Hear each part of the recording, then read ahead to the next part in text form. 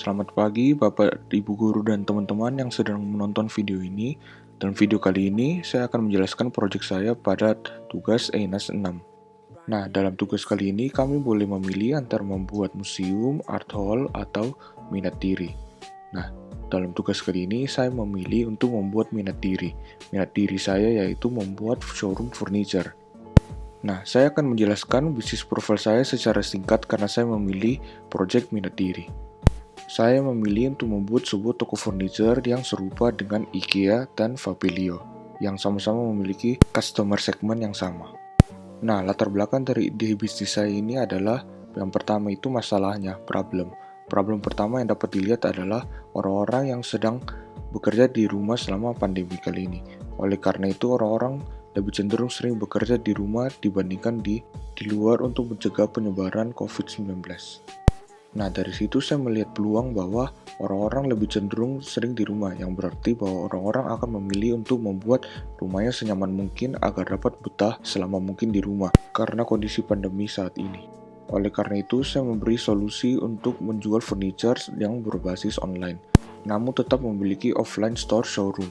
Konsep dari furniture yang dijual juga menggunakan desain flat pack, yaitu untuk memudahkan pengiriman, dan juga memurahkan ongkos pengiriman.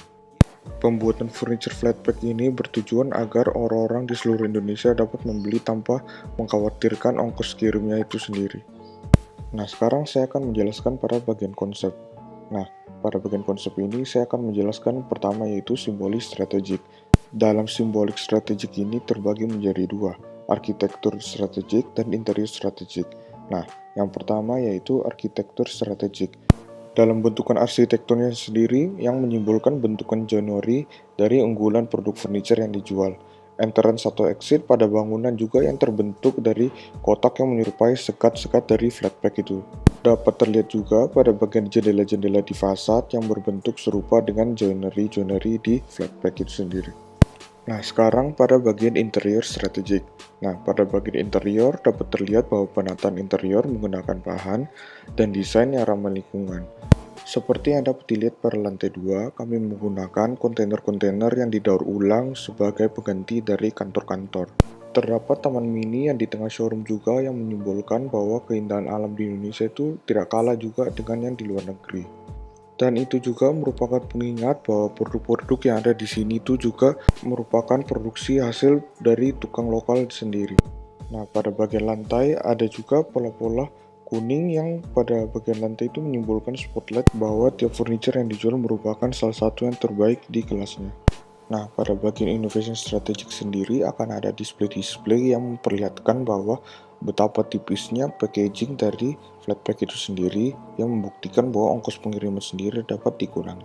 Nah, untuk konsep struktur dan konstruksi sendiri, struktur akan menggunakan jenis struktur portal bangunan yang sering digunakan di gudang. Pemilihan struktur portal bangunan ini karena fungsional dari showroom itu serupa dengan gudang yang membutuhkan bukaan yang sangat banyak. Nah, sekarang pada bagian sirkulasi.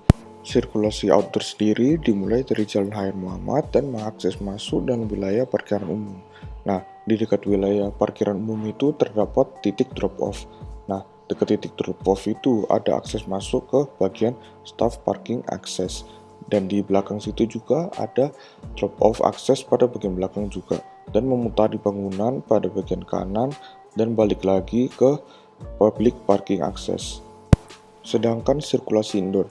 Nah, pada bagian sirkulasi indoor ini sendiri mengambil konsep yang terinspirasi dari retailer furniture IKEA yang dari Swedia itu. Mereka mengambil konsep dari The Evil Layout. Nah, saya mengambil strategi The Evil Layout sendiri karena menurut saya konsep itu sangat strategis dan sangat dapat membantu dalam penaikan penjualan dari furniture itu.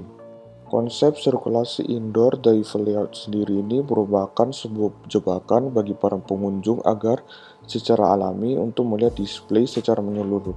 Oleh karena itu, sirkulasi hanya menggunakan satu arah garis arah sirkulasi. Nah, problem statementnya. Problem statementnya adalah bagaimana desain furniture showroom yang tidak hanya untuk penjualan furniture, namun juga dapat dijadikan tempat nongkrong dan berkumpul.